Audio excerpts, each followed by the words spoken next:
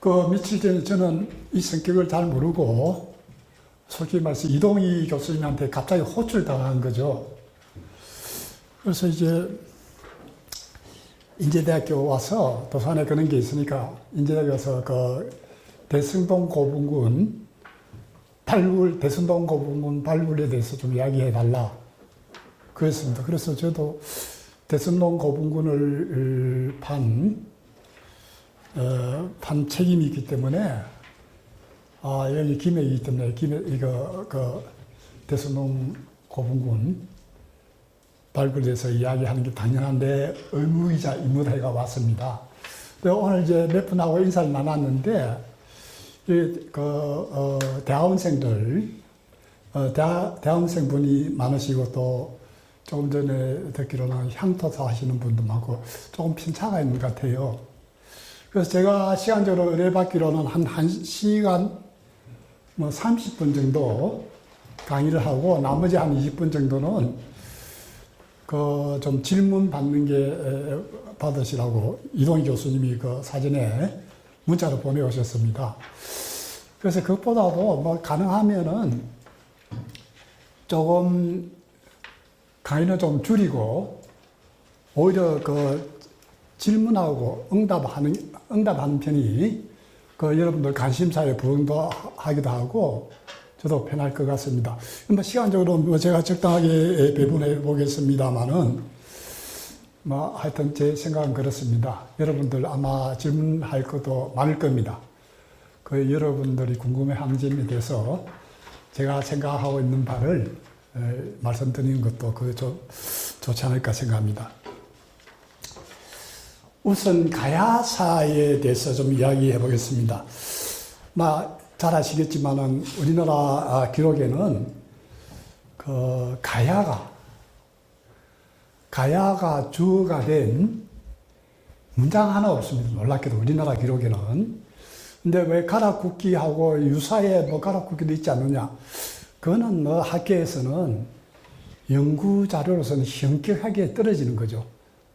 그거는 별로 취급을 안 합니다. 그러니까 크게 보면은 우리나라 기록에 삼국 사기와 삼국 유사가 있죠.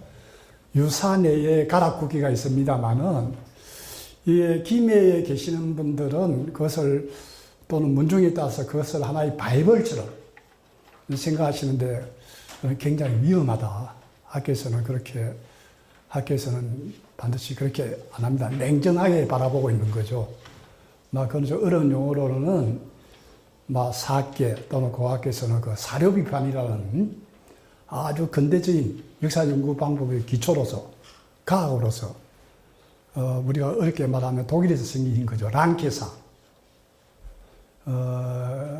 그런 식으로 이제 바라보는데, 잘 아시겠지만, 랑케사 때문에 역사학이 인문가, 과학으로서 이제 성장하는 거죠.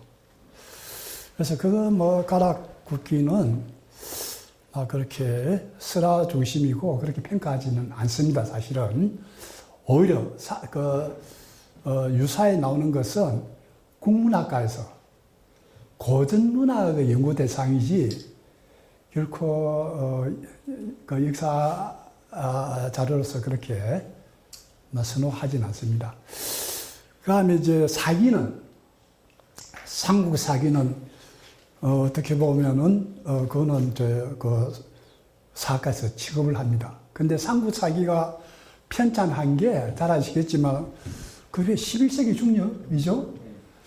거기에 이제, 김부식 집안이 에서, 여러분 잘 알다시피 고려시대 문불귀족 사회 아닙니까?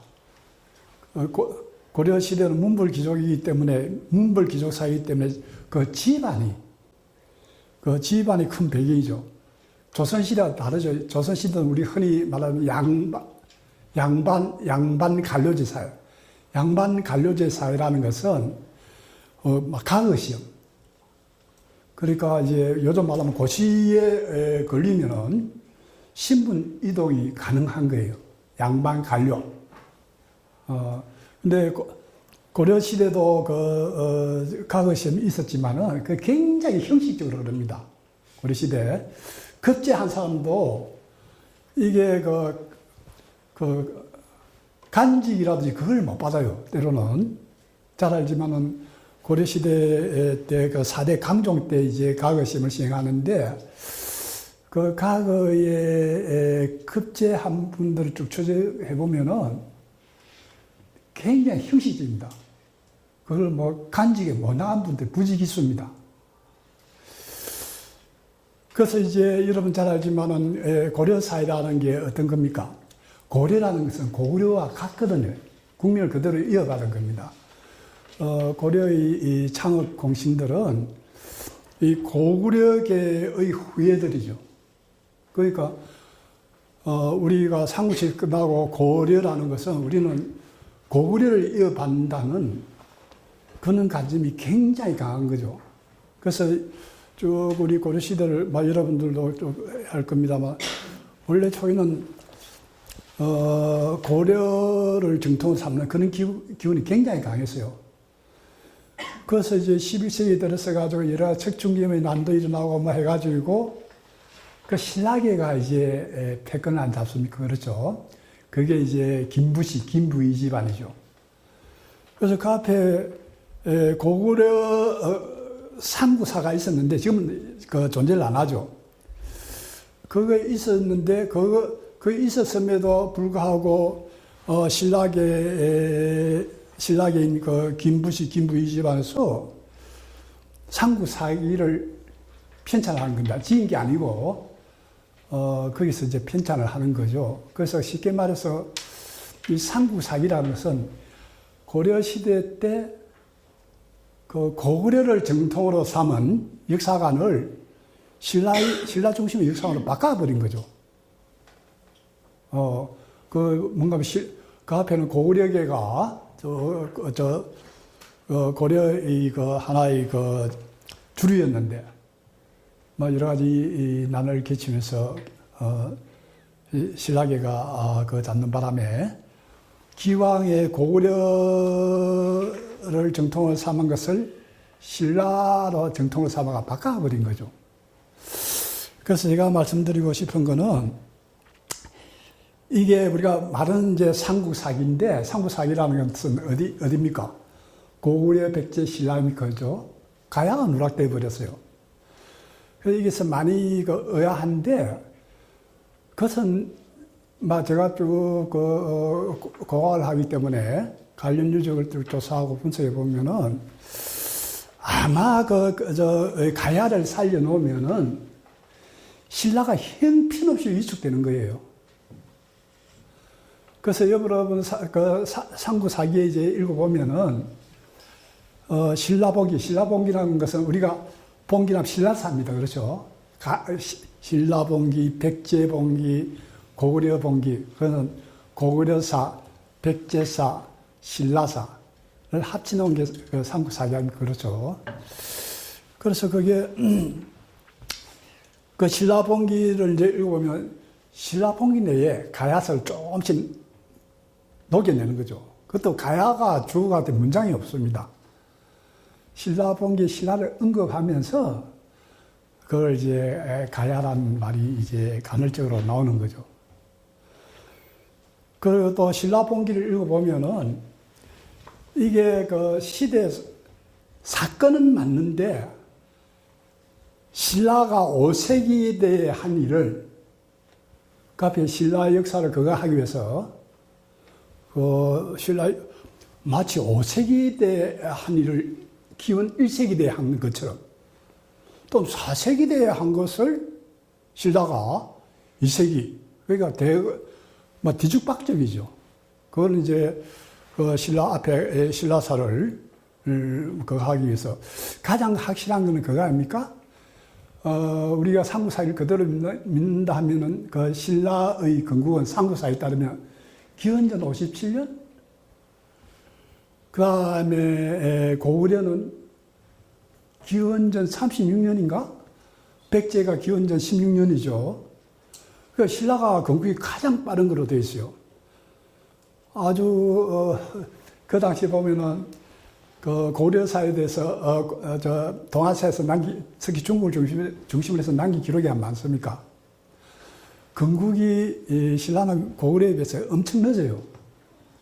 근데 신라가 그 가장 건국이 빠른 것으로 이렇게 신라 중심의 역사를 바꿔버린 거예요. 그래서 가야사가 가야사를 안 넣어버리고 신라 봉기에 정말 간헐적으로 중간에 툭툭 튀 나오는데 전혀 비체계적이고 그래요. 그래서 이제 그렇게 한 거는 가야사를 살려놓으면은 신라 초기 기록이라든지 초기 역사라든지 사실은 없죠. 그게 뭐 힘없이 위축되거든요. 그는 이제 감안해가지고 일부러 위축시킨 것 같아요. 그래서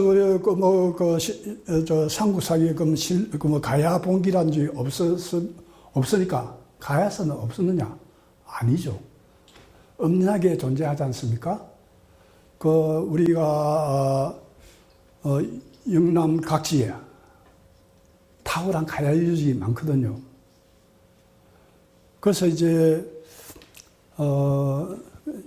가야사를 이제 누락시키면은 우리나라의 고대사가 굉장히 불안정하다.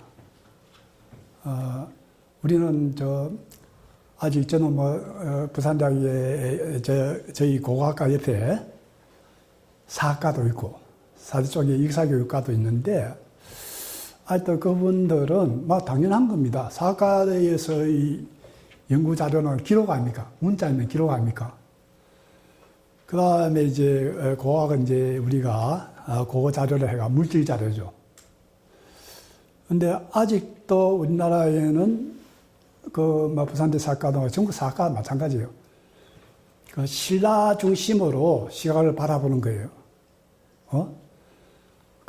뭔가 그분들은 안 그렇다 하지만은 그게 체화가 돼가지고 알게 모르게 세뇌가 돼가지고 신라 중심의 역사로 바라보는 거죠.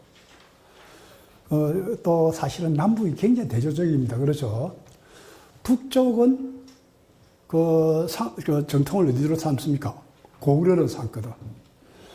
남쪽은 말은 안 그렇다 하지만은 은근히 신라를 정통으로 삼거든요. 우리가 모든 중등학교의 역사교육이라든지 지금 대학의 사학과, 역사교육과조차도 그런 겁니다. 그래서 이건 곤란하다 해가지고 그래서 이제 또 이제 굉장히 단편적으로 들었죠. 우리가 일제강점기에 거치면서 일본 제국주의의 고학자들이 한국 유적을 많이 발굴합니다.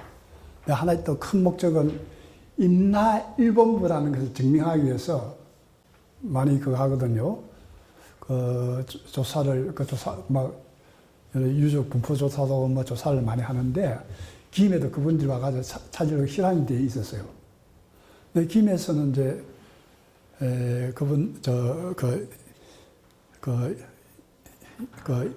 일본 제국주의 시대의 고학자들이 못 찾았는데, 그런 이야기 듣고, 그래서 김해는 말하지만 가야의 본거지라 하고, 그런 말이 그때 우리 학생 시절 때도 있었어요.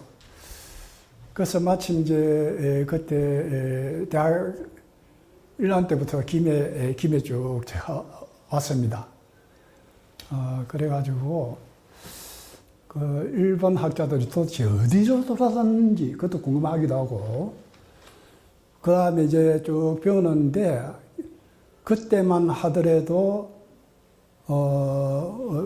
굉장히 고대사가 틀이 박힌 그런 식으로 강의를 해서 좀 불만이었어요. 학생이었지만은. 그래서 이제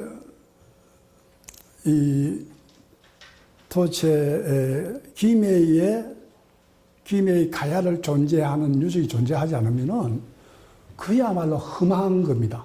정말 설하죠. 사산누각이죠. 그래서 반드시 그걸 목적으로 한 건 아니지만은 1970년대 초, 그러니까 정확하게 1972년부터, 그때 우리가 학생 시절일 때는, 토요일도 우리가 수업이 있었거든요. 그래서 1월 때 쭉, 1월마다, 그러니까 방학 때마다 김해 평야를 쭉 저질렀죠. 그 70년부터 지금부터 한 50년 전 됩니까? 50몇 년 전. 그때부터 이제, 학생이지만, 가야의 왕묘라든지 찾는 게 뭐 제가 하나의 뭐 학생 시절 막 꿈이었죠. 찾아다녔는데, 그래서 김해에 있는 여러 유적을 조사를 많이 했습니다. 사실은. 많이 했는데 결국 못 찾았어요. 그리고 김해 전신이 다 뒤졌습니다. 정말 여름방학, 겨울방학을 투자를 하고, 그 매주 1월도 투자를 하고 했는데, 그래가지고 이동희 교수님이 그 에피소드 있으면 그것도 좀 재밌게 이야기해 달래서 하는 겁니다. 그것도 이동희 교수님 명령에 의해서. 그래 이제 김해에 이제 몇 군데 눈여겨봐한 게 있죠. 이건 사정이 되면 내가 조사한다. 그렇게 했는데 이제 부산대에 있다 경성대학교로 옮겨가지고, 그때 경성대학교에 하나의 약속이, 신 교수 오면은 연구위대 주겠다. 막 이런 것도 하나 있었어요.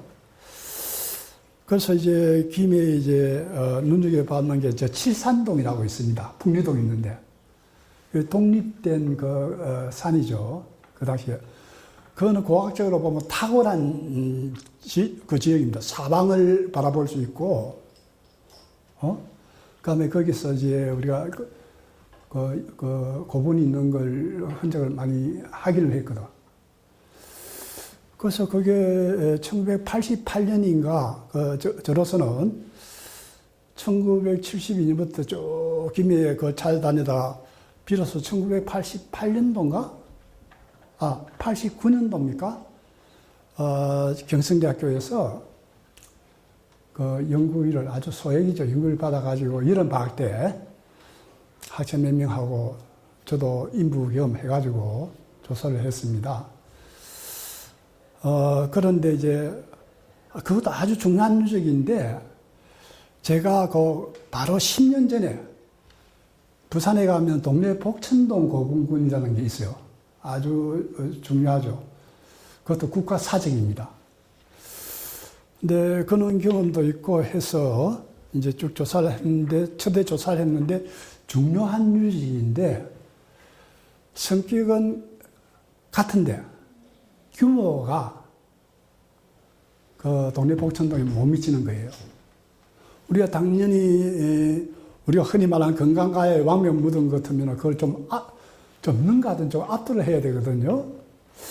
그래서 내가 칠산동의 위치를 잘못 설정한 건가, 나로서는 고민을 해가지고, 그 다음에 1990년도인가? 이듬해 다시 대학에서 좀 다시 연구비를 좀 되어다 발급이죠. 그때 아주 소액입니다만은 못 주겠대서 달라, 못 준다, 달라. 그렇게가 억지로 받아가지고 또 8월 달에 한 달 조사를 했습니다. 그때 선생이고 뭐 있습니까? 저는 완전 인부. 근데 역시 해보니까 이제 제가 동네 복천동 고분군을 조사한 경험이 있으니까 그것도 이제 제가 주도를 해가 조사를 했거든요. 역시 다음에도 파보니까 동네 복천동에 못 미치는 거예요. 그때 제가 직감을 했습니다. 이거는 김해의 왕묘가 아니다. 그래서 이제 좀 절망을 했죠. 이제 절망을 하고, 요즘도 마찬가지겠지만은, 요즘 형편이 훨씬 나아졌죠, 사실은. 그래도 요즘 대학이라는 게 첨단 학문에 투입을 하지, 절대 인문과학에 스스로 돈을 안 줍니다. 경성대학교도 사립대학이지 않습니까? 그래서 내가 2년 하고 나서 경성대학 교수는 큰 거죠. 2년 동안 학교 뭐 저희도 그거 하는데 대줬거든요. 그래서 이제 이제 내가 좀 학생 시절부터 몇십 년간 꿈을 위해서 접어야 되겠구나. 이렇게 개적으로는 굉장히 그였죠. 꿈을 접어야 되겠다가 아주 절망에 빠졌달까? 그래도 다시 김해 와가지고 다시 한번 돌아다녀봤습니다. 적기에는 지금까지 그래도 1972년부터 그렇잖아요. 1991년까지 거의 몇 년간입니까? 그 집념을 불살한데, 근데 개인적으로도 굉장히 그거 했죠. 내 꿈은 여기서 접어야 되겠다. 근데 그대로 접을 수 없다. 자꾸 왔다 갔다 했죠. 또 김에서 오고, 김에서 거기에 또 미리 남아 자꾸. 그래가지고 대학에 한 번 더 이야기를 했습니다. 야, 한 번만 좀 더 연금이 좀 주세요 하니까, 당연하죠. 총장은. 그 2년 동안입니다. 그때는, 대학에서 발굴을 전담을 했는데, 특히 사립대학은 자비 연구비라는 게 없어요. 그때는 대학이 발굴을 했기 때문에 외부 긴급 발굴 따가지고 그것을 프로젝트하든지 해가지고 했는데, 경성대학에서는 당신 말이야, 다른 대학 교수들은 전부 다 이 바깥에서 돈을 가져오는데 당신은 이거 없는 걸 왜 자꾸 교비를 써야 되느냐, 어쩌 하는 거. 그래서 이거 할 말이 없지 않습니까? 사립대학이니까. 그때 이제 저는 이제 결혼이 만혼이 돼가지고 결혼을 많이 늦게 했어요. 그때 이제 이거는 이야기를 안 하려는데 여기 앞에 여기 사회과에 계신 이영식 교수님, 저는 몰랐는데 이거 비밀이었는데, 이영식 교수님이 그때 경성대학교, 인제대학교에 있으면서 그분 고려대학교 선배이신 발에 사는 한규철, 내 그 동료인데, 한규철 교수님이라고, 그분이 연구년을 떠난 바람에 이영식 교수님이 전임 교수이면서 그 강의를 나왔어요. 근데 그 비밀이었는데 그때 거기서 듣고, 신문에 글을 썼다 그래요. 신경철이가 자기 전세 문서를 가지고 대학에서 한판 했다고. 근데 저는 그게 나가면 곤란하죠. 왜냐하면 부부간에 그게 있지 않습니까? 믿음이. 그래서 이제 쉽게 말해서 그때는, 지금도 가난하지만 그때 정말 18평 전세에 살았거든요. 아주 오래된 아파트. 전세 문서가 전부였어요, 가진 게. 얼마 안 되는 거. 그걸 이제 내 처음 원래 그 전세 문서를 빼돌려가지고 총장한테 가서, 내 이거 맡긴다. 돈 다오. 하니까, 당신 미쳤느냐? 그래서, 나 미쳤다. 해가지고 옥신각신했죠. 그 사립대학에서는 있을 수가 없죠. 전부 외부에서 말이 예뻐서 그렇지. 그때 긴급 발굴해가지고 돈을, 그때 막 여러 가지 문제가 많았는데, 그래서 내 마지막이다. 이게 내가 만약에 하면은 이 전세 문서 대학의 재산으로 준다. 그 대학에서 알아 처리해라. 다 해가지고 꼭 한 달분. 정말, 인부 임금도 없고, 정말 비참하게, 항상 여름에 이제 학교 중에는 그걸 해야 되니까, 여름에 이제 여름 방학 때 항상 했어요. 이제 저는 이제 사실 저도 인부해가면서 참 묻은 판을 참 좋아했습니다. 그래가지고 대승동 발굴을 참가했는데 그 선택할 때도 엄청 고민을 했습니다. 김해에 김해에 사시는 분, 김해 토착민이랄까, 그분들한테도 탐도 하고, 지금 애꿎이라 그러죠. 그게 막 숱하게 갔습니다. 이게 마지막이다. 근데 그게 야타막 구릉합니까? 근데 그게 애꿎이였거든.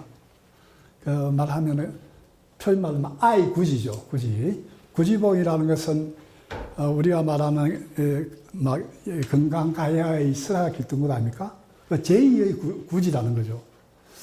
그 여러 가지 지형도 살피고 뭐 해가지고 그러니까 착수를 하게 됐습니다. 그 하나의 큰 도박이었죠. 나로서는 그때 전 재산을 걸고 저 몰래 그래가 이제 찾았죠. 그걸 그때 첫 번째 발굴한 게 지금 대성동 고분 1호. 이야기하면 대성동 우리가 말하는 이게 막 건강가야, 요즘 건강가야 말하면 흥분하시는 분들이 많죠. 이러면 가락국 마지막 왕 하고 나서 확인하게 됐습니다. 이거야말로 정말 거의 30년 가까이 찾으러 다닌 그거다. 그렇게 생각해가지고 조사하게 됐습니다. 그래서 이제 나는 몰랐는데 그에 누군가가 영식 교수님이 어디 썼다 그러더라고. 나 아직 그걸 못 봤는데. 그래가지고 그게 어디, 저는 아직도 모르고 있습니다. 신혼 시절이었으니까.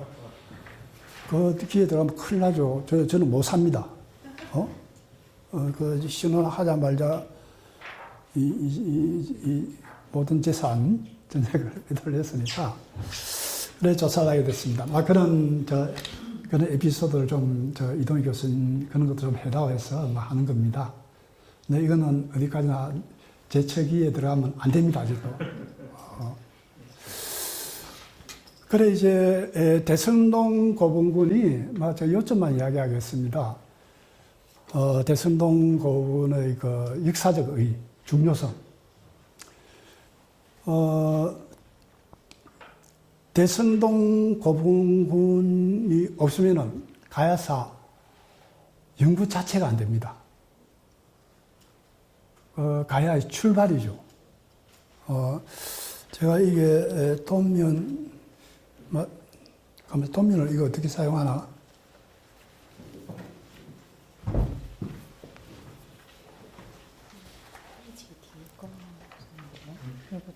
예. 그러니까 넘길 때는 넘기면 됩니까? 그렇습니까?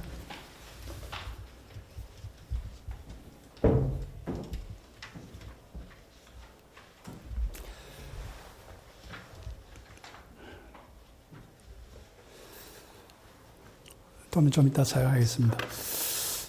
만약에 이게 대성동 고분군이 없으면 아직도 우리는 가야 각지에 그게 유적이 있어가지고 그 어떤 놈이 아주 비체계적으로 그걸 할 거예요. 체계화 모식이 있을 거예요. 그래서 이제 우리가 흔히 이제 우리 학교에서는 가야, 정기 가야, 후기 가야라는 말을 사용합니다. 그 대성동 고분군 자체가 이게 파워포인트, 포인트 같은 거 못 씁니까? 레이저 포인트.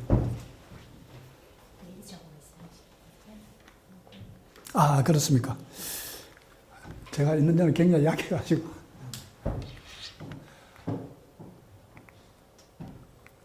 이건가?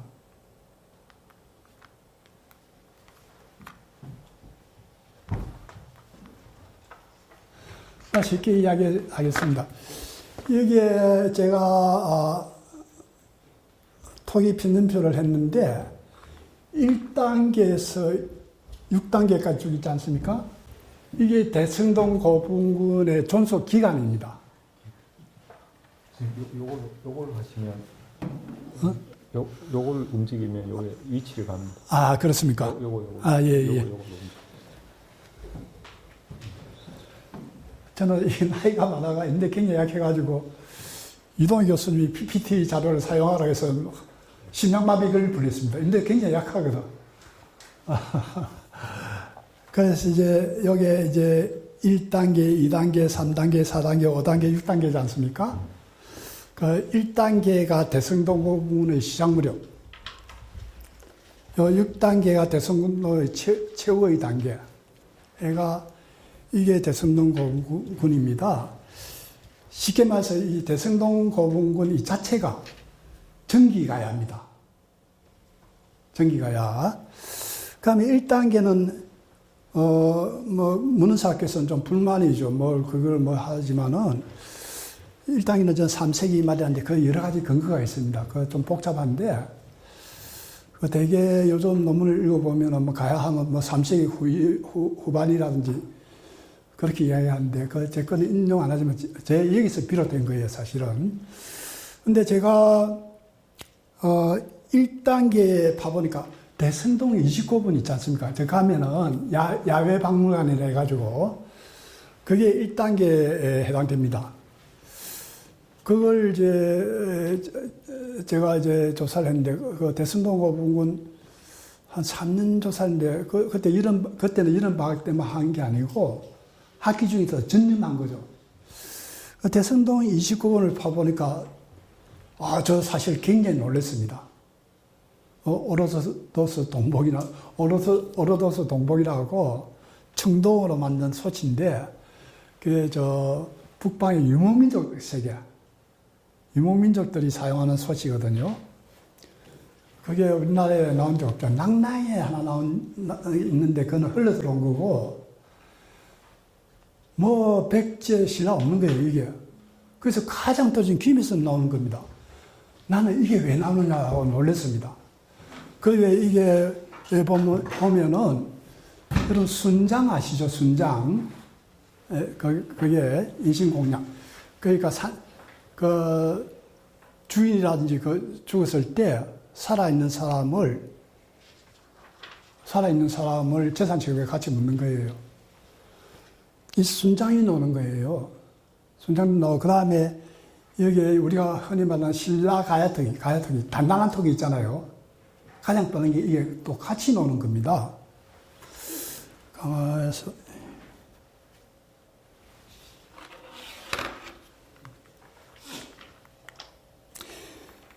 이게 대성동 29분이지 않습니까? 대성동 29분인데 여기 발치 쪽이고 여기 주인공 무덤이 주인공 머리 쪽이고 여기 다리 쪽입니다.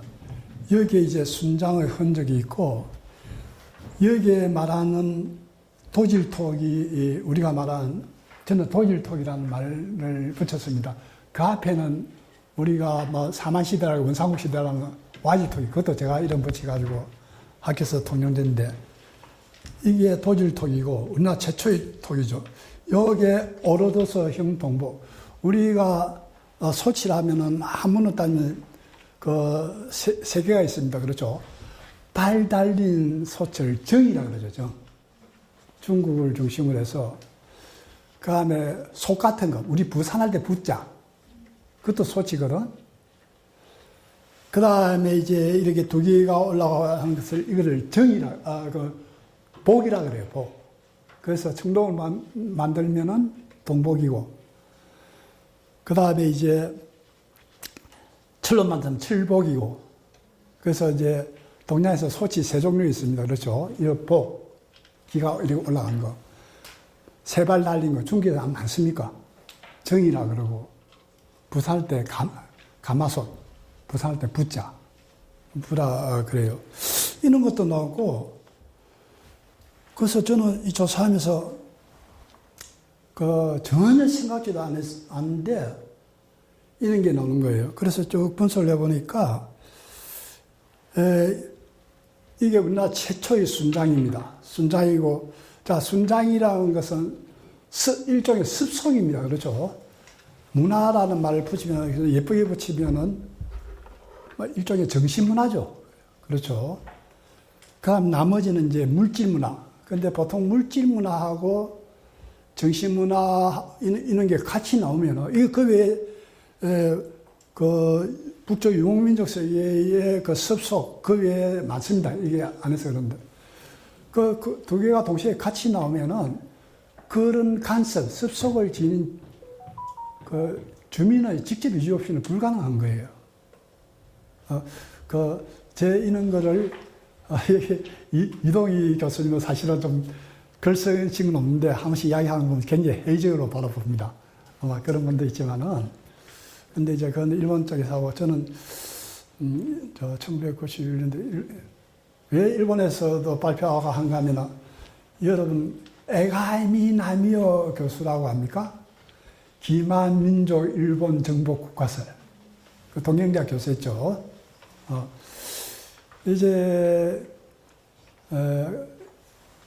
그건 우리나라에서 아주, 좀 회의적으로 보죠. 왜냐하면은, 기만민족 일본 정복 국가설이라는 것은 부여에서, 부여하고 기만민족 합이 크죠? 지금 와가, 지금 호남이 어떤 쪽입니까? 거기에 왔다가 김해로 옮겼다가 잠시 머물러가지고 북부죠. 저 구시라는 데가 있죠. 갔다가 그 다음에 거기 잠깐 머물렀다가 일본의 중심부인 그 기내, 야마토라든지 기나이라든지 글로 들어가는 거 아닙니까? 그죠? 그래가지고 기만민족 정복 국가설 해가지고 그게 일본 국가를 세웠다. 한 게 에가미나메 교수의 그 골자 아닙니까? 그 일본은 난리 난 거죠. 일본은 그분이 1946년도인가 그 민속학하고 하는 분하고 패전 후에 동경에 어느 찻집에 모여가지고 여러 그 학제적 여러 학문으로 의견을 나눠가지고 그 대담을 하는 거예요. 그걸 이제 1946년도 그렇게 해가지고 일본에서 이제 그 책이 발간됐죠. 일본은 난리 난 거죠. 왜냐하면은 일본의 그때 유사관이라는 것은 오늘 북쪽의 주체 사상 비슷하게 그 천황 중심의 역사관이거든요. 물론 오늘 북쪽보다 자유스럽습니다만은 일본의 그때 국립대학을 아주 좋죠. 제국대학이라 했거든. 그 제국대학에서 동경제국대학, 교토제국대학 그 역사학을 연구를 하되 대학 내에서 이루어진 연구 성과를 그 바깥에 발설하지 마라. 왜냐하면은 일본은 천황을 만세일계라 그럽니다. 그죠? 뭔가 하면은 세 각지의 그 왕조가 교체되잖아요. 근데 일본은 만대에 거쳐서 가계가 하나다. 만세일계. 그래서 이게 이제 일본의 천황은 현인시이다.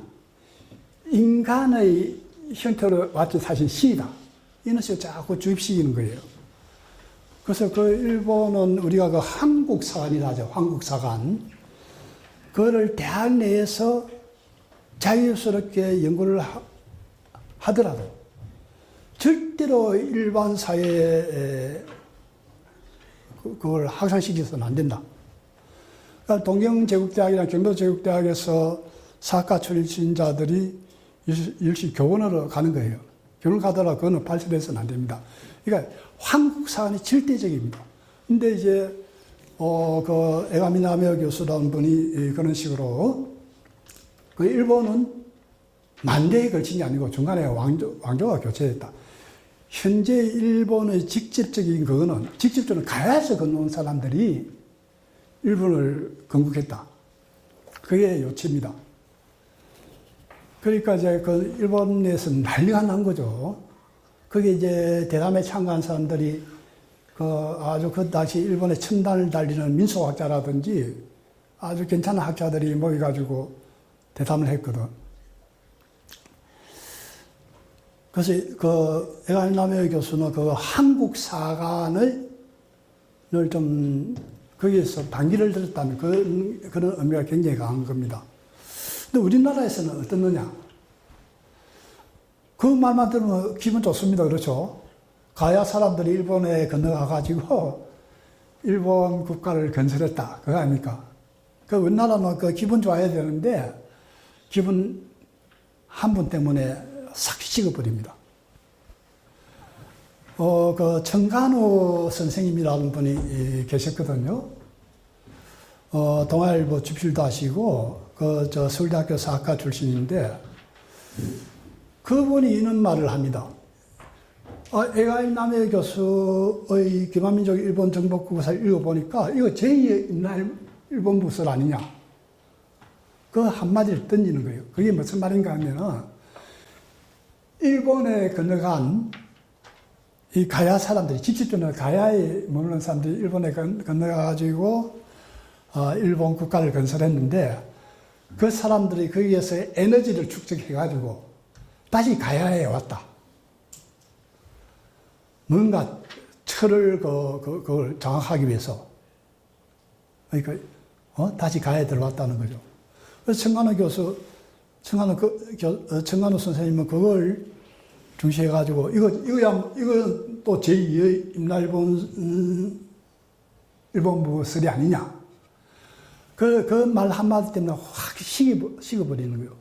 그 우리나라 사람들은 그에 놀란 게, 에가미 나미어 교수의 제작집을 정독한 사람이 없어요. 그건 놀라운 사실입니다. 그래서 제가 대승동 고궁을 발굴하고 그 대승동 이집고궁 하나하나 분석해가지고 저도 많이 놀랐죠. 이때는 중국하고 한국하고 정식 수교 전입니다. 그럼 제가 이게 시간 너무 많이 사용하는 거 아닙니까? 괜찮습니다. 네. 요점만 이야기하겠습니다. 30분 더 하셔야 됩니다. 나 나이가 많아서 그러면 나는 기진맥진합니다. 그때 이제 제가 조사하고 나서 그때 사입을 했을 때입니다. 중국하고 한국은 아직 국교가 안 뚫렸을, 안 냈을 때입니다. 그건 제가 너무 놀래가지고,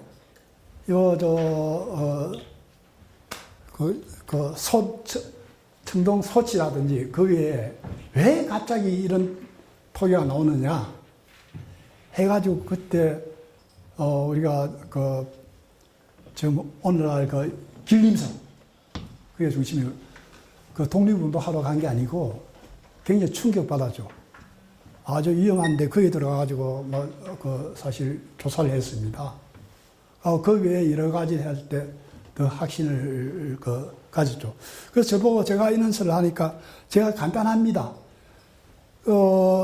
우리가 김해 있는 가야를 세운 사람은 주민은 그대로인데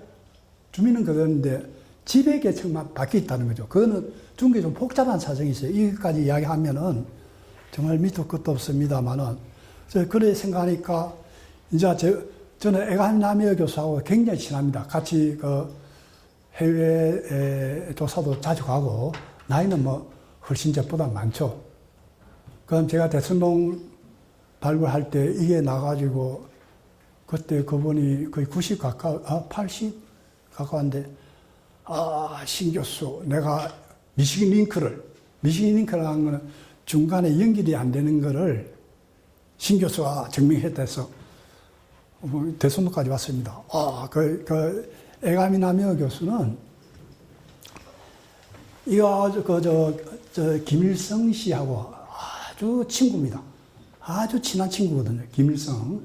에가미나미어 교수가 그때 북한에 가면은 김일성 씨가 딱 공항까지 나와가지고 에가미 센세 해가 탁 직접 그거 할 정도, 영접할 정도로 아주 두 사람이 친했죠. 이제 왜 북쪽에서 그거 하는가 하면은 결국은 뿌리는 에감남의 교수가 하는 게 부여거든. 그 정통을 삼는 게 내나 고구려 부여 아닙니까? 북쪽은 역사 정통을 삼는 거. 김일성 씨는 기분이 좋죠. 북쪽에서 항상 떠드는 게 아닙니까? 남조선 즉 갓나 새끼들. 저것들 뭐 하는 인간들이냐? 아직도 식민지 상태 아니냐? 미군이 그대로 존재하고 아주 북쪽은 신라에 대해서 감정이 안 좋죠. 신라? 저게 많은 인간들이었나 죠. 야, 거기 삼국 통일이라는 게 말이야 되느냐? 백제 멸망시킬 때 신라 독자적으로 했나?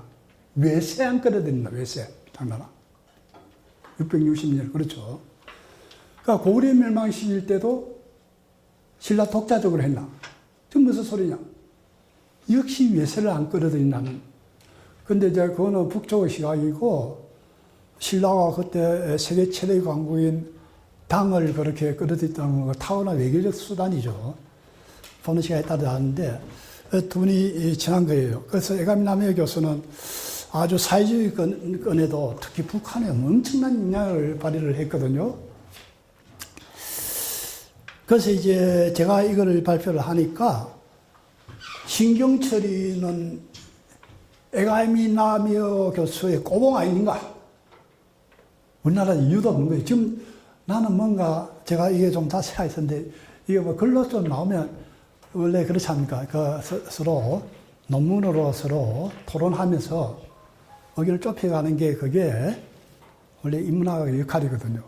근데 그거 기다리고 있는데 안 납니다. 일본에서도 제가 그 때문에 연구회라든지 저쪽에 일본 학교에 초청했는데 너가 쓰라 하니까 내용 보니까 내가 다르거든. 이거 애가미나미오 교수하고. 애가미나미오 교수는 지금 말하는 그 호서 호난 쪽을 들어 해가지고 왔다는 거 아닙니까? 근데 그 중간에 그게 정리이 잘 안 되거든. 그래서 애가미나미오 교수가 말하는 게, 잃어버린 고리, 미싱 링크라 그래요. 그게 애가미나미오 교수가 내가 대성공 발표하는데 와가지고, 신 교수 때 덕분에 내가 미싱 링크를 찾았다고. 그래서 나는, 아닙니다. 그 루트가 다르다. 아니, 루트가 틀려. 나는 저쪽에 그 동해안 해로를 따라서 그 여러 가지 이유가 있습니다. 그래서, 저희에 대한, 저희에 대해서 그 회의적인 분은 이가, 이 말 한마디로, 신경천은 제2의 애가미나미오다. 밑도 끝도 없이 그렇게 하면 안 되죠. 그게 내가 좀 자세해서 여기에 발급 보고서도 썼지만 일본에도 그 자세하게 성경이 많아요. 우리 좀 토론이 좀 필요하다 했는데 아직 안 나오고 있습니다. 나 기다리고 있는데 이러다가 내 죽고 나서 저도 죽을 때 다 안 됐습니까 지금? 70대 후반인데 원래 인문학이라는 게 좀 토론이 필요하거든요. 그 뒤에서 뭐 맞다 안 맞다 이건 의미가 없다. 의미가 우리가 글이라는 게 그렇지 않습니까? 글은 쓸 때는 자기 건데 그게 할자 되면 공유하는 겁니다. 그렇죠? 서로 공유해가면서 우리가 인문학이라는 것은 이공계를 하고 학문하고 다르지 않습니까? 그건 실험회가 탁탁 끊어지는 게 아니지 않습니까? 그건 사색이 개입돼야 되고 끊임없이 토론해가지고 의견을 좁혀나가지고 의견 맞으면 그게 하나의 꼭 정설이라고 하죠. 그게 거의 정설화되고 그런 거 아닙니까? 그런 게 안 되는 게 개인적으로 좀 안타깝다. 그런데 이제 여기서 이제 여기 우리가 말하는 건강가야 흔히 말하는 김에서 말하는 가락국 거기에 대해서 가락국이라는 말 하면 안 되는데 요즘 좀 시끄럽습니다. 용어 때문에 안타깝죠. 이 출발할 때 일본 열도에서도 이상한 현상이 벌어집니다. 일본 연구자들은 모르고 있죠. 뭔가 하면은 일본의 우리나라 사만시대에 해당되는 것을 야요이 시대라 그래요. 그 다음에 우리나라의 삼국시대에 해당된 것을 일본은 고분시대. 원래 고분 일본에서 만든 용어입니다. 근데 우리나라 차용가 그렇게 썼는데 우리가 차용한 게 많아요. 뭐 토기라든지 철학이라든지 헌법, 법률 다 일본에서 만든 용어입니다. 그게 일본의 그 서양 학문 도입할 때 번역해가지고 새로운 용어를 많이 만들어야 되니까 그 일본에서는 이제 이상한 현상이 벌어집니다. 일본 야요이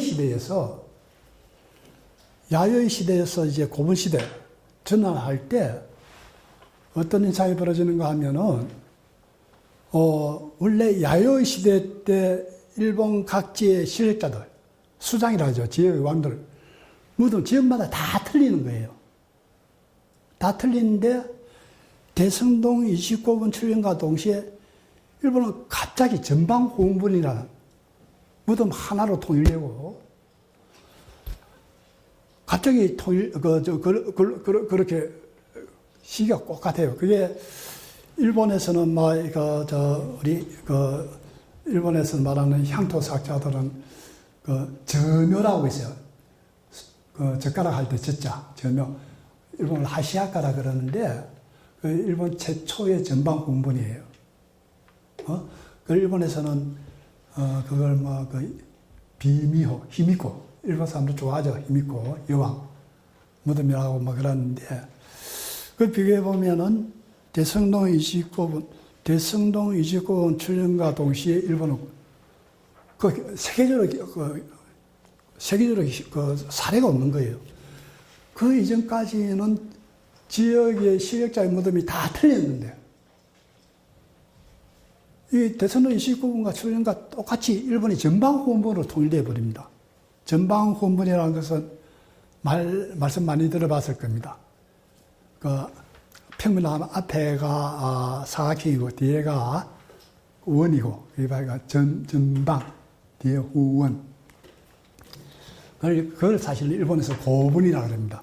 우리가 사용하는 것을 원래는 전방 후원 또는 일본에 가셔서 봤겠지만 전방 후원은 외관을 볼 때 그 하나의 거대한 산입니다.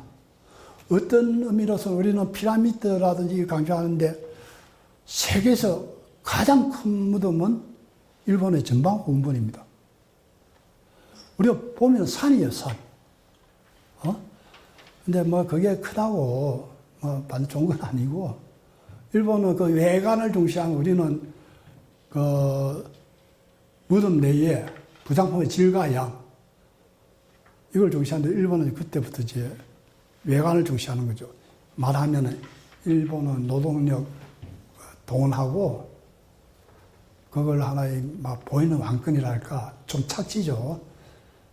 그럴 때 우리는 대성동 고문같이 일본은 전방 고문 이거 보면은 좀 거짓입니다. 우리가 볼 때는 유물.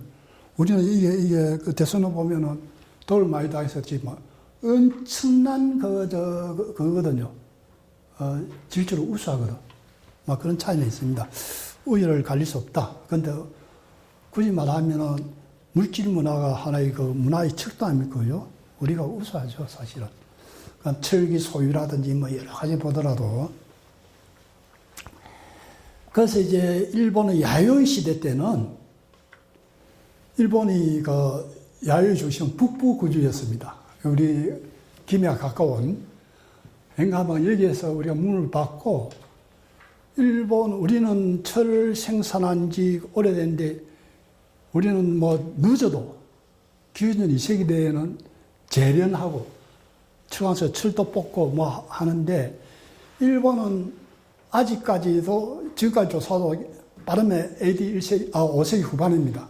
물론 일본의 히로시마 대학에서 시오미 교수라고 그분은 이제 오로지 히로시마 대학 고고학과에서 오로지 고대 철을 특화로 하는데 그분은 야요이 시대 돌아가시기 전에도 야요이 시대에도 일본 철 생산 안 했겠나 했는데 그 이후의 조사에서는 전혀 확인이 안 된다. 지금 빠른 게 AD 5세기 후반. 그것도 어디든가 하면은 오카야마 있잖아요. 오카야마. 기립이라는 기이라 그래요. 우리에 비해서는 철 생산이 한 700년 정도 넣습니다. 700년 정도. 근데 오카야마 지방도 자세히 분석해 보면은 가야계가 나중에 이야기하면 가야계가 많이 들어간 거예요. 나중에. 가야 고인들이 들어가지고 만든 것 같아요. 여러 가지 증명이 있습니다. 근데 일본은 잘 알지만은, 일본 열도 내의 자체 발전이다. 그걸 굉장히 강조를 합니다. 그래서 이제 야요이 시대에서 야요이 시대 지역 따라 이제 무덤이 다 다르잖아요. 그걸 하나로 그 각지에 있는 여러 가지 무덤을 묶어가지고 분구묘를 하자. 오카얀다의 곤도 요시로 교수라고 막시즘을 배경으로 하는 뛰어난 이론가가 있어요. 우리가 지금 호난 지방에 분구묘라는 말을 쓰거든요. 일본의 야요이 시대예요. 그 지역의 왕들의 무덤들을 묶어가지고 bun구묘라 그런 거예요. 우리는 그것도 모르고 막 지금 따가지고 그 하는데 그 위험한 거죠. 우리 bun구묘를 쓰면 일본의 개념하고 다르다 하고 이런 걸 좀 명백히 밝혀야 되는데 그 우리나라 bun구묘였습니다. 그거는 일본에 이제 그게 곤도 요시로 교수 돌아가셨는데 그분이 만든 말이죠. 야요의 시대에서 대선로 29번 나타날 때 일본의 중심부가 어디로 얼마 가는가 하면은 야마토라면 오늘날 나라죠, 나라 분지로 옮겨갑니다. 그 일본에서는 그렇게 하죠. 그렇게 옮겨간 거는 가야의 철장악을 북부 구지에서 야마토로 철 입수선을 일본말로 입수 주체가 그걸로 바뀌었다는데 아니 거기 왜 그걸로 바뀝니까? 가야하고 가까워서 더 좋지. 근데 일본은 이제 그런 식으로 이해를 하고 있어요. 그게 이제 일본에 이런 이야기하지 못하지만 일본에서는 유명하죠. 시라이시 다이치 백석 테일랑이라든지. 그래서 나는 그게 아니다. 조사하고 나서 그거는 뭔가 하면은 일본이 철을 입수하는 주 입수처인 기내에 정세 변동에 의해서 일본이 위기를 느낀 거예요. 일본은 그때 고대 사회에 그 철을 입수만 하면 사회가 그게 안 되거든요. 유지가 안 되거든요. 그래서 야마토로 옮기면서 오늘날 나라 분지로 옮기면서 일본이 새로 만드는 무덤 형태가 전방 본문인 거예요. 가야에 대한 충격 때문에. 일본의 많은 연구자들이 그 이해를 하고 있는데, 일본은 연구자들 큰일입니다. 아주 그 연구를 치밀하게 하는데 좀 그 시야가 좁아요.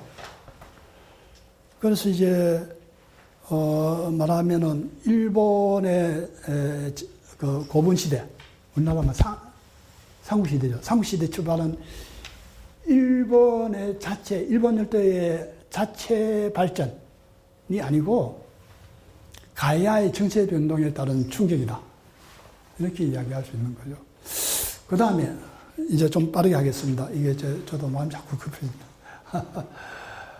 그 다음에 이제 아까 제가 말한 6단계 때 이제 그걸 대표하는 게 대성동 고분군 1호입니다. 제가 대성동 고분군 이게 가야의 왕묘다 했을 때 1호분을 먼저 발굴한 거예요. 근데 1호분 때, 1호분을 채우려 해가지고 대성동 고분군 축조는 끝나는 겁니다. 그 위에 대성동 고분 계를 잇는 무덤이 있느냐? 있다 그러죠. 아직 못 찾았어요. 없습니다, 절대로. 대성동 고분군이 끝입니다. 거기에 있는 그 무덤 갭을 있는 게 없어요.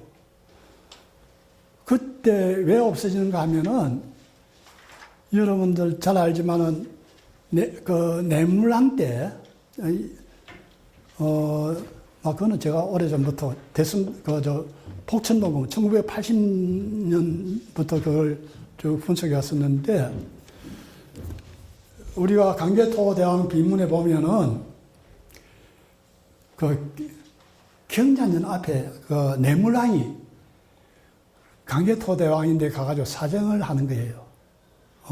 우리는 그때 고구려하고 신라하고 동단계 둬가지고 통일하는데 그게 아니고 요즘 표현하면은 그 내물왕 때죠. 강계토대왕이 가가지고 요즘 말하면은 형님요 아니면 아빠 죽겠어요. 이외가 이게 신라가 술까지 들어와가지고, 우리는 그 봄단지 가는 그 오른편에 명하산성으로 피난하고 입판입니다. 살려주세요. 이렇게 합니다. 그래서 거기에 보면 강계토대왕 비문이라는 게 당시에 그게 기록이거든요. 삼국 사기는 어딥니까? 신라 그 후에 1100년이 지나고 나서 만든 거 아닙니까? 그러니까 강개토 대왕 비문은 그게 역사자료로서의 가치가 굉장히 높아요. 그래서 이제 쉽게 말해서 요즘 말로 표현하면은, 야, 알았다. 내가 알아서 할게. 너 눈물 닦고 가 있어라. 눈물 콧물 다 닦아라. 해가지고 경자년, 쉽게 말해 AD 400년에, 고려 군사가 보기 5만, 보병과 기병 5만을 그 고려의 전투력이죠. 요즘 말하면 100만 대군에 가깝습니다. 근데 특히 그 요즘은 기병 1기라는 것은 요즘 아주 최신형 그 전투기 한 대가 가치를 맞먹습니다. 여러분 잘 알아요. 중세시대 때 몽골이 세계를 거의 유럽까지 들어가잖아요. 그 소수민족이거든. 하는 거는 역시 기병 아닙니까? 그죠? 중세시대 때도 그렇게 강해요. 근데 고구려가 정군사력을 고려는 영토 확장 정책 때문에 중국하고 대치되어 있음에도 불구하고 사실 보기 5만을 남쪽으로 돌리는 거예요. 그래서 학계에서는 의견이 많습니다. 그걸 그 목적지가 어디냐? 고령이라는 주장도 많이 있죠. 여기서 이제 재직하신, 이영식 교수님도 고령을 목표로 했대. 고령은 그때 그런 세력이 없었습니다. 뭐냐면, 김이죠. 이게.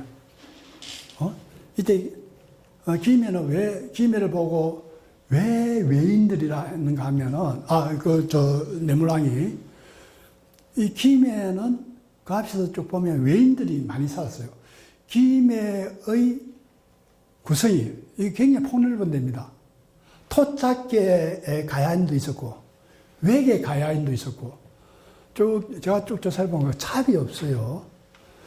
그래서 이게 그때는 이 대성동 고분군이 주가 된 게 전영남을 압도하거든. 신라는 그때 김해에 비해서는 형편없었어요. 그래가지고 김해에 있는 가야가 마음껏 조정하는 거죠. 그게 삼국사기에 덮을 하지만 그런 흔적이 많이 있어요. 그래서 김해에 우리가 말하는 건강가야랄까 그 지역들의 사람들을 거기에 이제 외인으로 표현하죠. 왜냐하면 동아시아에서는 군사를 움직이려고 하면 그 주력 아닙니까? 명분이 필요하거든. 그 외로 묘사를 하는 거예요. 그게 이제 대성동문 척가 끝인데, 이때 대성동 그 부분이 우리가 가야는 6가야나 7가야니 하지 않습니까? 그 굉장히 위험하다.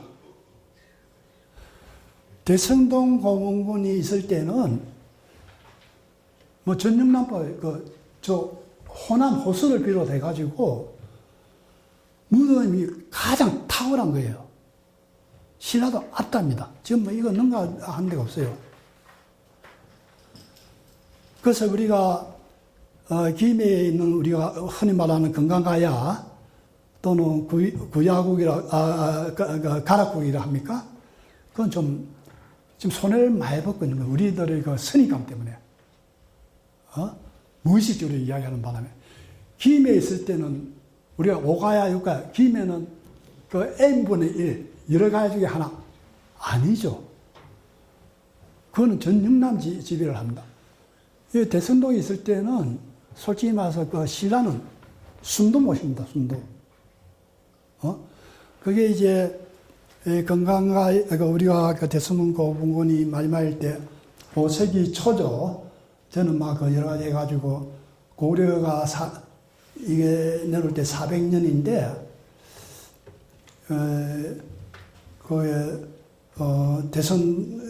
대선부 고문의 그 아주 유력한 파트는 제압한 복천동 고문. 그건 양쪽 다 제가 조사를 했으니까 잘 압니다만은, 그때 고려 군사는 동네까지는 내려옵니다. 그게 이제 그 복천동 고문군이 신라의 해율 때문에 떨어져 나가는 거예요. 그래서 이제 우리가 문헌사에서는 낙동강을 건넌 게 아닌가 하는데 못 건넜습니다. 못 건너 대치하다가 자기 유력 파트너인 동네 복천동 고분군 집단이 떨어져 나가니까, 30년, 견디다가, 여기서 아주 결단을 내린 거죠. 그것도 세계에 희귀한 사례입니다. 야, 우리는 옛날같이 회복할 수 없다. 떠난다. 각자 떠나자. 그거는 이런 논문에 있습니다만, 하나는 크게 봐서 세력이 나눠져 두 군데로 갑니다. 하나는 고령으로. 하나는 일본 중심부인 지금 오사카 평야 있잖아요. 해안지대에. 오사카 평야의 남쪽을 하네. 강하자에다 안내자. 그걸 가와지라 그래요. 그걸로 건너갑니다. 그래서 이제 고령의 초기고 부근은 기미의 대선도 부분과 똑같은 거예요. 거기도 뭐든. 근데 국민도 가라 아닙니까? 우리가 대가야라는 그거는 이제 상구유사를 편찬한 그 김부시 씨가 보면은 지금 진원을 볼 때는 산이 볼록볼록한 게 있거든. 아이 크다. 그게 국민 아닙니다. 대가야. 이런 큰 가야로 하자. 고뇌 같은 조그만하거든. 그 소가야. 그 중1년이 마음껏 지 멋대로 붙인 거예요. 원래 그게 가라예요, 가라. 고령은 고자예요, 고자. 우리 소가야, 가야영이라는 의미에서 가라라는 말 붙이지. 그게 전미어로서 그런 거지. 원래 독자 영역이 있었거든요. 우리가 고령에 가면은 고령 원래 국민은 가라입니다. 우리 김에서 말하는 가라국. 그것도 가라입니다. 그거. 가라. 원래 김에 있던 그 가야 국민이 가라입니다. 가라. 그게 가락국이라는 형태로 남아있는 거죠. 가라입니다. 그것을 방비하기 좋은 영남의 내륙, 산악지대 아닙니까? 그걸로 한 파트 옮겨가면서 국호를 가져가는 거예요. 가라. 근데 김해에 있는 가라도 가라는 말 쓰면 좋은데, 이 가라란 말이 이게 그 당시에 금속문이라는지, 이건 안 남아있죠, 금속문이.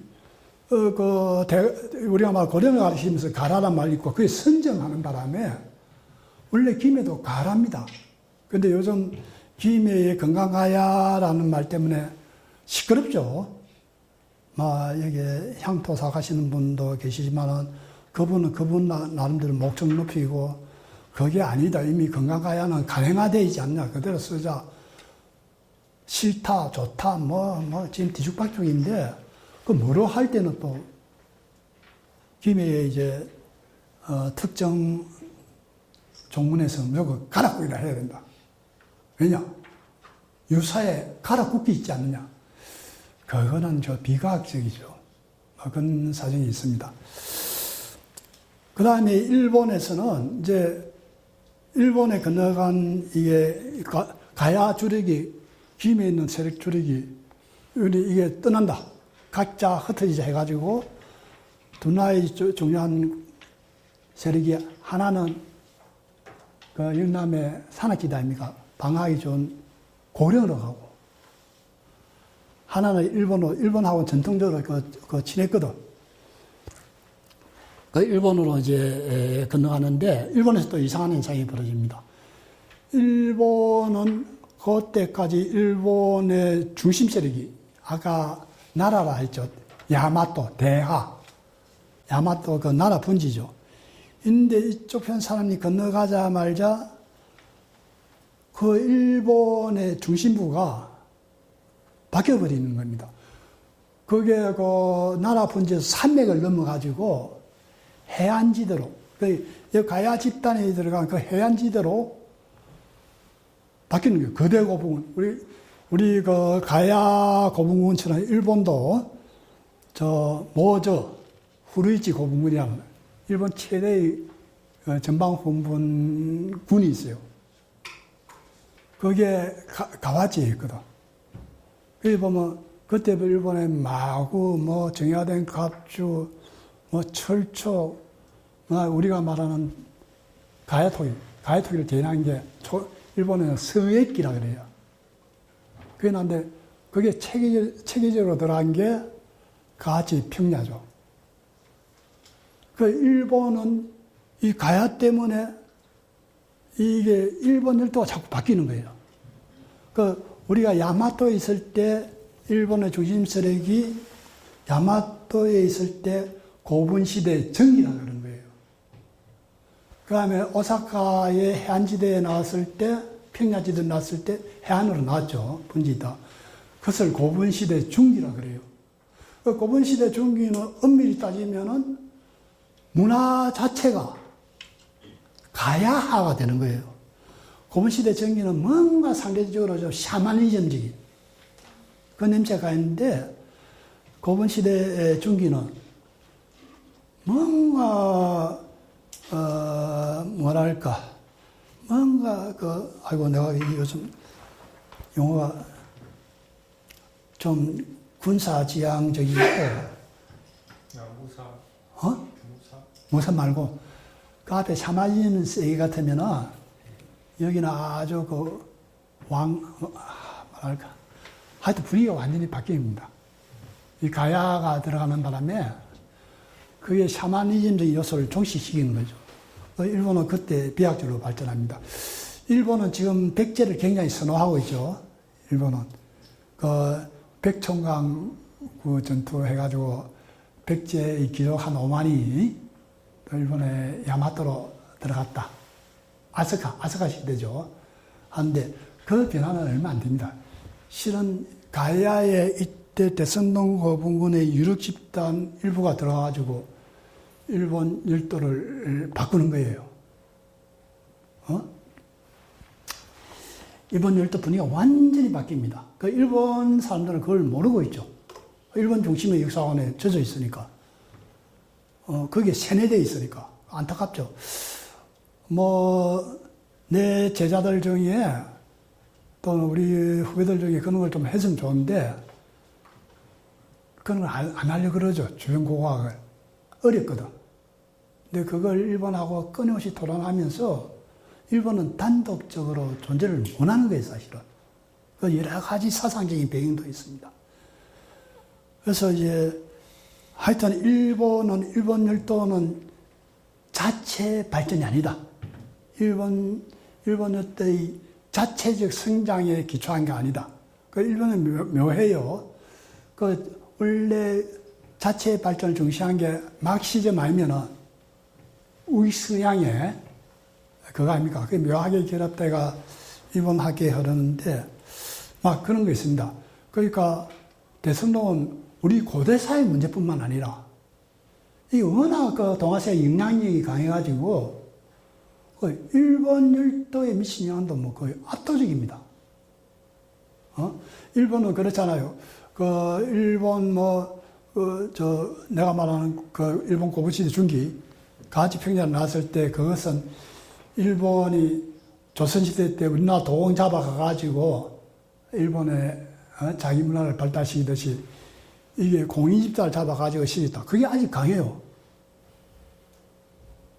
크는 게 어디 있어요, 그게. 그게 철이라든지 모든 게 그때 가야에 의지 안 하면 일본 사회는 유지를 못 하거든요. 근데 그걸 우리로서는 빨리 좀 극복할 필요가 있다.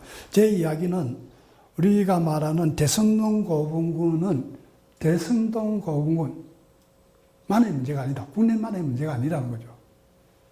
우리가 한국 고대사를 바로 세우기 위해서는 이때가 대성동 고분군이 존재했을 때는 정말 신라는 참 미미합니다. 우리나라는 신라사 중심으로 젖어 있기 때문에 반발 심한데 실제적인 근거를 가져라. 근거를 하자. 그럼 궁책하면 그럽니다. 아직 우리 덜 찾았다. 내가 무엇이 아니 경주라든지 거기에만큼 우리나라 발굴이 착실하게 진행되고 많이 발굴된 데가 어디 있느냐. 그러니까 아직 못 찾았다는 겁니다. 죽어도 안 갑니다. 여러 가지 정황 증거가 있거든요. 그런 식으로 공부를 해서는 안 된다. 우리 연구자. 그런 게 있고, 그 다음에 제가 강조해 놓고 싶은 것은, 우리가 아까 제가 이야기했죠. 가야를 보통 정기 가야와 후기 가야로 나눈다. 정기 가야의 시대가 대성동 고분군 자체가 정기 가야 시대다. 그러니까 우리가 5가야니 6가야니 해가지고 우리가 끊임없이 그 주입식이지 않습니까? 지금 중고등학교 교과서들, 대학에 심지어 대학에 있는 것조차 그 사학과, 역사교육과 아주 뭐 5가야 6가야 하는데 그게 아니죠. 가야 김해 대성동 고분군이 살았을 때 그 사실 호남까지 영향을 미치는 게 굉장히 많습니다. 우리나라 자료로는 증명이 안 되는데 그 일본에 남아 있거든요. 동시에 그 분석해 보면 영산강역도 가야의 영향권입니다. 그거는 뭐 제가 워낙 인기가 없어서 그걸 안 보는데 제가 청남대학교에서 그 발표한 고대의 낙동강, 칸마, 영산강, 그리고 외라는 요즘 그게 영상을 전망 공부하는 게 이상한 설이 많죠. 그게 벌써 그런 식으로 이야기합니다. 우리나라 자료까지는 증명이 안 되죠. 쉽게 말해서 영산강 유역도 그 당시는 대성동 고분군이 살았을 때 그 정치권 영역입니다. 영산강 유역도. 그런 게 굉장히 많아요. 그 다음 우리가 말하는 5가야, 6가야라는 것은 이게 이제 대성동 고분군이 축조 중다 해체되고 나서 그게 중요한 세력이 고령으로 가고 그죠? 그다음 거기에 가야 각지로 흩어지는 거예요.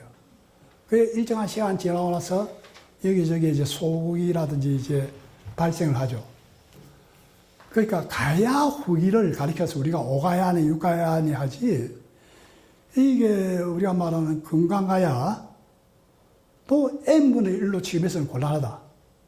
그러니까 우리가 정기가야는 연맹이 아니다. 연맹이란 말씀은 안 되죠. 그 대등한 집단이 여러 가지 종회로 결합되어 있을 때 또 병존할 때 연맹이란 말이지 대성동 고분군은 가장 탁월한 겁니다.